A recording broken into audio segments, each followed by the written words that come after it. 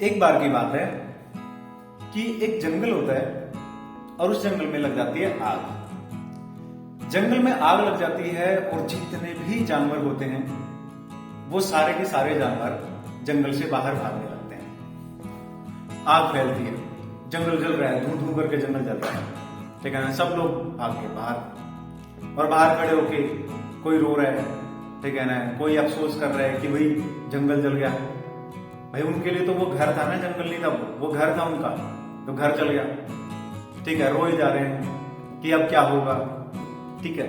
लेकिन तभी वो लोग देखते हैं कि एक छोटा सा पक्षी जिसे हम चिड़िया बोलते हैं, चिड़िया आपने सुनी होगी, हमारे हरियाणा में उसे चिड़िया बोलते हैं। तो एक छोटा सा पक्षी जिसे चिड़िया बोलते हैं हम, वो जा रहा है तालाब की तरफ, इतू सा पक्षी। और वो तालाब में जाता है और तालाब में जाके इतनी सी चोंच, उसकी छोटी सी चोंच, उसमें वो पानी भरता है और वो वापस जंगल की तरफ जाता है और आग के ऊपर डालता है। तो ये क्या है?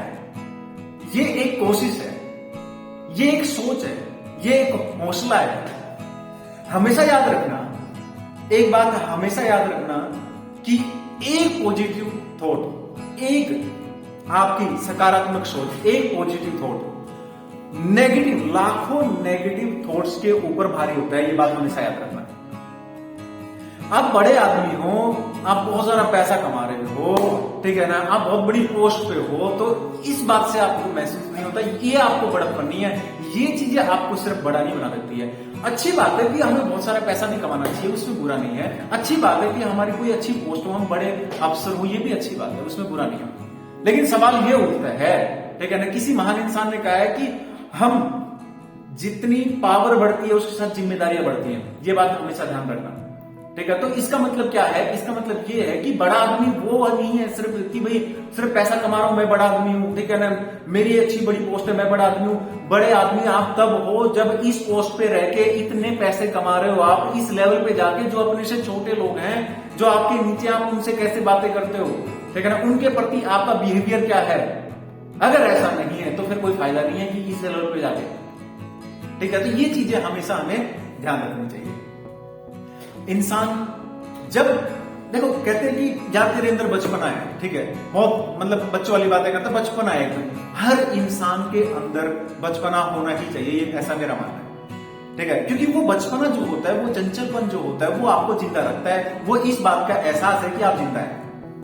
हर एक इंसान, वैसे तो हम हर एक इंसान एक दूसरे से अलग होते हैं, लेकिन इमोशंस वो है जो हम जुड़ते हैं, जिसके थ्रू हम जुड़ते हैं। अगर किसी इंसान के अंदर इमोशंस जिस दिन मर जाते हैं तो वो भी फिर उस दिन इंसान नहीं रह पाता, ठीक है। तो ये बात हमें ध्यान रखनी है।